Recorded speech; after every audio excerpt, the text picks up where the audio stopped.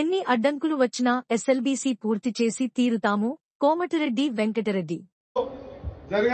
జరిగితే సానుభూతితో రెండు మంచి మాటలు చెప్తారు, కానీ ఇల్లు కాలితే వేలాలు వేరుకొని బుక్కుదామని చూసేవారు ఉంటారని ఎస్ఎల్బీసీ సంఘటన జరిగిన తర్వాత తెలిసింది. ఒక సంఘటన జరిగిపోతే మంచి సలహాలు సూచనలు ఇవ్వాల్సిందిపై ప్రాజెక్టును ఆపేయాలని దుష్ప్రచారం మొదలుపెట్టారు. అటువంటి వాళ్లకు సీట్లు, ఓట్లు, కమిషన్లు కావచ్చు, కానీ నాకు నల్లగొండ గుండెలపై నుండి ఫ్లోరైడ్ పోవాలని మాత్రమే ఉన్నది.